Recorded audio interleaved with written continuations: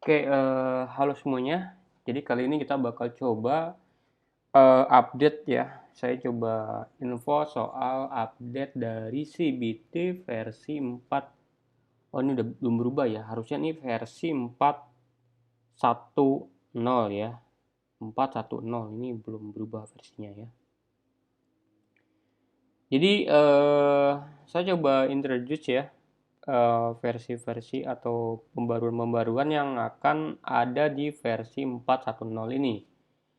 Yang pertama adalah, nah ini yang diminta-minta dari grup kita ya. Saya coba pergi ke halaman siswanya. CBT, oke. Terus ini saya di ini ya. Saya coba buat siswa dulu dah. Oke, satu ya aktif. Terus kita coba pergi ke apa? Jadwal ujian ya. Saya nggak di lokal ya, jadi agak-agak lemot nih. Ini saya coba ubah aja ya ke tanggal ini tanggal 22 ya. 23 bulan 12. Oke, coba simpan. Saya aktifkan. Coba login. Oke. Coba masuk. Oke, sesinya ya. Saya coba ganti ke sesi 1. Oke. Jadi yang pertama adalah soal masalah ini logout ketika ujian sedang berlangsung ya. Jadi teman-teman kalau lihat di sini ya, ini kalau dia logout, nah sekarang ada kodenya nih. Ya, karena sebelumnya itu ada isu di mana siswa itu mencoba untuk logout aja, lalu nyontek-nyontek, abis itu login lagi gitu ya, aman gitu. Karena mereka kalau logout nggak perlu kan reset password ya. Nah makanya sekarang sesuai dengan request juga dari teman-teman, kita buatkan tambahkan kode logout di sini. Nah ini di mana kok dapat kodenya? Kodenya teman-teman bisa lihat di dalam setting, lalu ujian. Nah di sini ada yang namanya kode logout peserta. Nah tinggal dimasukin aja. Kalau dia salah, ya harusnya nggak bisa logout ya. Nah kode logout tidak valid, silakan hubungi administrator ya. Nah jadi tinggal masukkan aja kode logoutnya. Logout, ya baru bisa logout ya. Kalau dia misalnya cuman clear aplikasi gitu ya, nanti dia nggak akan bisa masuk lagi. Karena di sini ada settingan lakukan reset peserta login. Jadi kalau dia mau login lagi harus di reset password gitu. Ya harus reset login. Maksud saya gitu. Oke, itu adalah fitur yang pertama. Ini cukup cukup bagus ya saran-saran dari teman-teman ini. Terus yang kedua adalah masalah tadi ya, masalah login masalah ragu-ragu ya. Jadi kalau ragu-ragu sebelumnya ini bisa dipinisin ya. Jadi kalau misalnya saya jawab ini terus saya ragu-ragu gitu, sebelumnya bisa finish. Kalau sekarang kita nambahin ya. Jadi kalau ragu-ragu ya nggak bisa selesai gitu ya. Itu yang kedua.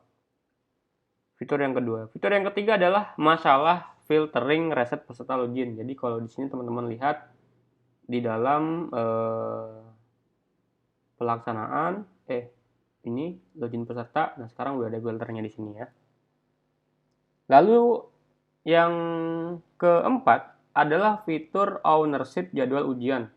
Jadi sekarang jadwal ujian ini udah ada ownership-nya. Artinya nanti peserta guru-guru atau para pengampu ini hanya bisa melihat jadwal mereka aja ya yang mereka buat gitu. Jadi nanti ini kalau misalnya pengampu A, misalnya pengampu ini membuat satu jadwal ujian, maka pengampu yang kedua, pengampu yang lain itu nggak bisa ngelihat ujian. Kalau pengampu teman-teman bisa dianggap sebagai guru, itu juga sama ya. Jadi kalau guru satu membuat jadwal, guru yang kedua tuh nggak bisa lihat jadwalnya, kecuali admin yang ini. Kecuali headmaster ini bisa melihat. Lalu masalah juga yang terakhir adalah, enggak terakhir sih, ke berapa nih? Kelima ya. Ini adalah ownership kompetensi ya. Jadi di sini kalau teman-teman lihat di persiapan ini ada kompetensi. Nah, sekarang juga di dalam kompetensi ini hanya bisa dilihat oleh guru yang membuat kompetensi tersebut gitu ya. Lalu ada yang namanya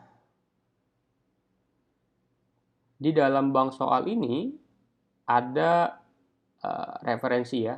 Nah, karena oh iya, saya baru ingat juga nih. Jadi di sini itu kan kita ada nambahin, bukan nambahin ya, apa namanya ya? Menyelesaikan satu fitur yaitu masalah tipe soal listening ya. Teman-teman kalau lihat di sini di nah ini bukan ya? Bukan. Jadi kalau kita tambah soal, ini ada satu soal tambahan yaitu masalah soal listening ya, yang sebelumnya itu on hold. Nah, ini. Nah, untuk soal listening, kita ada satu tambahan nih di kanon ini yaitu audio direction. Audio direction ini biasanya kalau teman-teman tahu ya di sekolah itu ada soal listening ya. Nah, soal listening ini ada directionnya biasanya tuh in this test kita bakal ngapain gitu ya, apa yang harus dilakukan peserta itu biasanya dijelaskan di dalam audio listening ini. Nah, ini adalah sebuah eh, pilihan ya. Nah, ini ada sebuah pilihan. Pilihan apa? Nah, pilihannya ada di sini. Jadi cara menginputkan audio direction ini adanya di dalam menu referensi ini. Nah, ini teman-teman bisa tambahkan tipenya adalah direction listening gitu ya. Oke? Oke. Selanjutnya adalah ya ini ngefix isu masalah paragraf ya, paragraf bank soal itu udah teman-teman bisa dicoba aja ya, itu fix isu. Jadi ada satu isu di mana ketika input input soal lewat Microsoft Word itu dia beberapa soalnya tuh beberapa teksnya itu nggak masuk ke dalam sini ya. Nah itu saya fix ya. Terus ada fitur apa lagi ya? Fitur ini nih. Jadi sekarang saya nambahkan satu fitur lagi yaitu, nah ini fitur yang harusnya jadi andalan juga ya. Jadi teman-teman lihat di pelaksanaan ini ada jadwal ujian ya. Kalau kita tambah itu ada yang namanya ini nih. Nah, peserta. Ada general ya kan. Dan ada yang namanya spesifik. Nah, ini unik ya. Jadi teman-teman gini, kalau di dalam jadwal ujian ini, ujian yang general ya, ini sama kayak sebelumnya, persis tok ya, sama dengan sebelumnya. Jadi by default kita akan pakai yang general. Kalau spesifik gimana? Nah, kalau spesifik artinya hanya orang-orang tertentu aja yang masuk ke dalam jadwal ini gitu ya. Kalau misalnya kita pakai yang general gitu ya, ini general gitu, lalu kita pilih grupnya itu grup kelas 10 gitu ya, atau kelas 10A. Misalnya kelas 10A ini, kelas kelas 10A1 ini ada 36 peserta ujian gitu ya, di dalam grup ini. Tapi mungkin nanti ada remedial ya gitu, atau mungkin ujian susulan yang mana hanya 2 peserta aja gitu ya yang masuk, yang boleh ikut jadwal tersebut ya. Nanti di set aja di sini di spesifik ya. Lalu tinggal upload aja datanya yang mana. Itu. Jadi di sini kalau saya misal tambahkan gitu ya, spesifik gitu, lalu misal saya upload, ada nggak ya?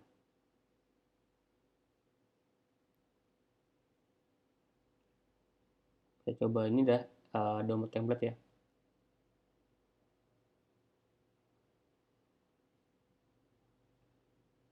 Hmm,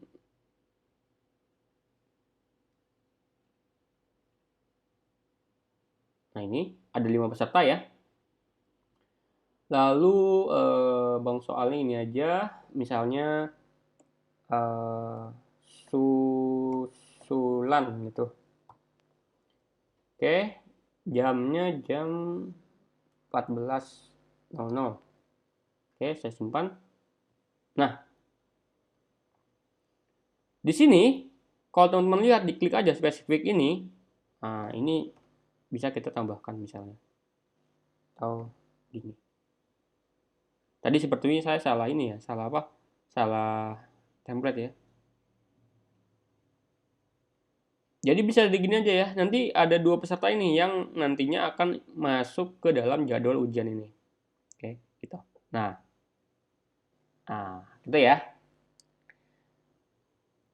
Nah, ini tipenya adalah spesifik. Oke. Terus, oke, lanjut lagi. Di sini ada yang namanya fitur yang belum mengerjakan ujian tersebut. Jadi teman-teman kalau pergi ke persiapan, ke event, nah di sini ada yang namanya who hasn't done it yet. Ya, diklik aja. Nah, ini adalah peserta yang tidak mengerjakan atau belum mengerjakan ini atau ini. Nah, jadi kalau misalnya udah begini, terus kita pengen nih ngebuatin satu jadwal ujian khusus untuk peserta-peserta yang tidak mengerjakan ini. Mungkin dia susulan, mungkin dia ya nggak masuk ya atau apa gitu. Tinggal diklik aja buatkan jadwal khusus. Nah ini, tekan sekali lagi. Nah selesai.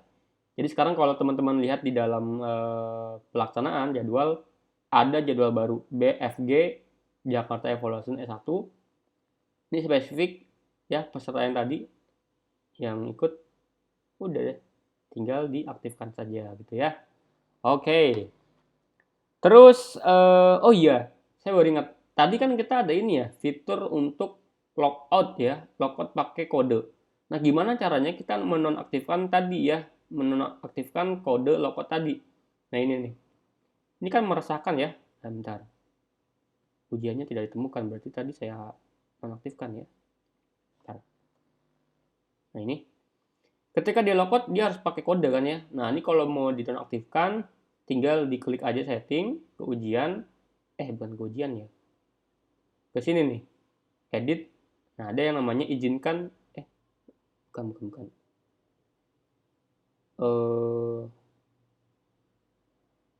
Oh, ini nggak ada ya? Saya ingat. Oh, nggak ada. Itu nggak ada settingannya ya. Jadi, mungkin nanti ya ada settingannya. Eh, Mungkin belum diupdate atau apa ya nih. Saya lupa juga nih di VPS saya soalnya. Tapi ini harusnya ada ya untuk menonaktifkan kode logout ini. Oke. Terus selanjutnya ada fitur yang namanya fitur untuk untuk kompetisi ya. Jadi teman-teman ada juga yang request untuk menambahkan masalah kompetisi ya.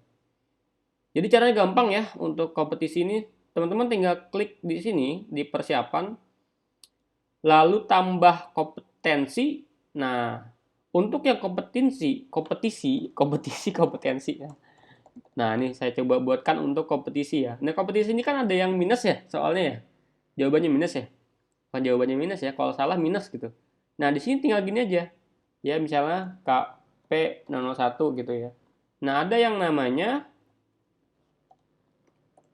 poin item ini. Misalnya kalau benar jawabannya 4, kalau salah, nah ini poin item salah mutlak, dijawab tapi salah gitu ya. Berapa poinnya? -1. Nanti bisa ya kayak gini. Jadi nanti bisa kayak gini aja. Oke. Nah terus kita ingat ya, kalau misalnya nggak dijawab, itu akan nggak boleh untuk selesai ya. Ya kan ujiannya nggak boleh diselesain ya. Jadi di sini di pelaksanaan, tinggal teman-teman edit aja atau ditambah ketika tambah itu. Tinggal klik yang ini, izinkan tidak dijawab ya. Nah itu boleh. Jadi ini bisa menyelesaikan atau menanggung fitur uh, ujian untuk kompetisi ya. Oke. Oke, mungkin itu aja ya. Jadi highlightnya adalah masalah tadi ya, masalah ada penilaian berbasis ini ya, penilaian ini yang kalau salah minus, yang benar jawabannya 4 ini bisa. Terus juga ada fitur untuk ngelakuin logout ya, logout pakai kode sekarang. Terus juga ada yang namanya apa lagi ya? Banyak lah pokoknya ya. Semoga ini bisa menyelesaikan masalah atau sedikit masalah dari accessibility atau masalah dari sekolah-sekolah itu ya. Oke. Terus kalau update dari versi sebelumnya gimana? Ini kan minor update ya. Jadi sebetulnya DB pun sebetulnya ada berubah ya. Nanti teman-teman bisa lihat aja di bagian update database.txt ya. Nanti ada saya buatkan di sana, dibuatkan query untuk melakukan perubahan dari versi sebelumnya ke sini. Jadi nanti DB-nya bisa kompatibel kembali gitu ya. Jadi sebetulnya DB ini dengan aplikasi sebelumnya atau versi sebelumnya itu nggak kompatibel ya. Dari versi 40XX itu nggak kompatibel, jadi kan sekarang versinya adalah 41X. Kalau sebelumnya itu 40X. Nah ini nggak kompatibel, teman-teman tinggal execute aja query atau SQL yang ada di txt nanti ya, di zip-nya. Thank you, itu aja. Terima kasih.